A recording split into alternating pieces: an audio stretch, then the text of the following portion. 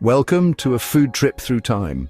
Today, we're finding old winter dishes that people don't eat anymore. From the icy Viking lands to the busy markets of ancient Rome, we'll see the ingredients, cooking ways and traditions that kept our ancestors warm and full. Let's start this food party.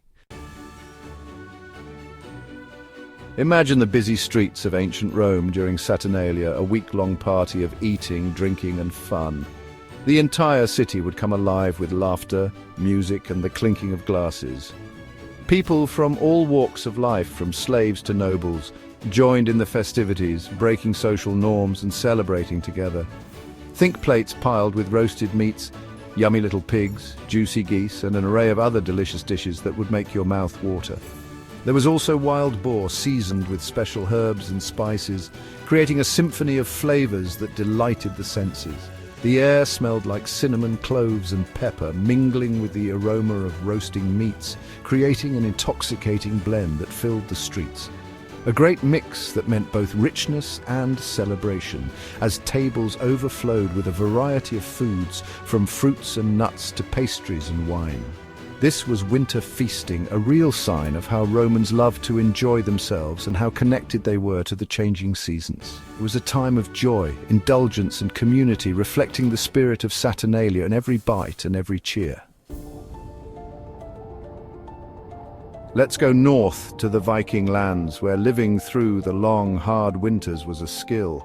The Vikings were masters of survival, adapting to the harsh climate with ingenuity and resilience. Picture a big fire in a longhouse, the heart of their community during the cold months. The air smelling like smoke and something tasty, a blend of wood and cooking aromas filling the space. In a giant pot is a hearty stew, simmering slowly over the fire, full of salted mutton or beef, root vegetables and dried mushrooms. This stew was a staple. Vikings were great at saving food, using various methods to ensure they had enough to last, knowing how to make limited food last through the long winter. Think fermented fish and pickled vegetables, essential for their diet. These preserved foods provided essential vitamins during the dark days, ensuring their survival and strength. Life in the Middle Ages was tough, especially in winter. The cold months brought many challenges, from freezing temperatures to scarce food supplies. People had to be resourceful and resilient to survive. Regular people ate simple foods made with whatever they could find. Their meals were often humble, consisting of ingredients they could grow or forage.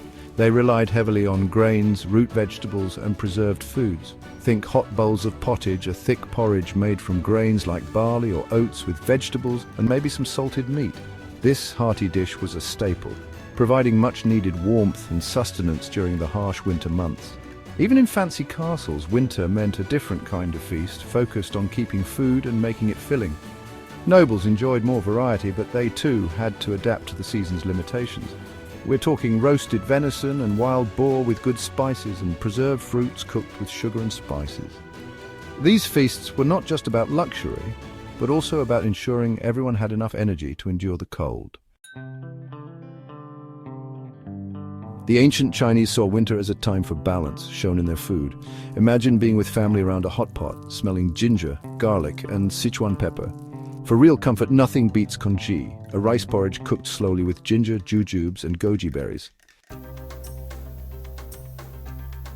High in the Andes Mountains, the ancient Incas had food as tough as they were. Imagine eating locro, a thick stew made with potatoes, squash, and herbs. Potatoes grown by the Incas in many kinds, and quinoa kept them fed all winter. Across North America, Native American tribes had special food traditions showing their connection to the land. Imagine sitting near a fire, smelling smoke and a Three Sisters stew. Native Americans were great at saving meat, from bison to salmon. Think smoked venison jerky, dried salmon, and pemmican dried meat, fat and berries mixed together.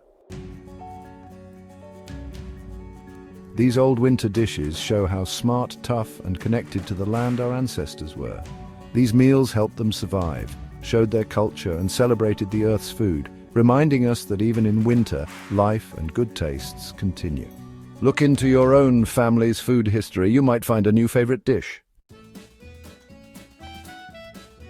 Thanks for joining us on this trip through old winter feasts. From fancy Roman feasts to simple stews, we've seen how food was more than just eating. It showed strength, community, and culture. Try making these old recipes. Imagine the stories you'll share as you enjoy the tastes that fed people long ago. Like, comment, and subscribe for more food adventures. Until next time, happy cooking.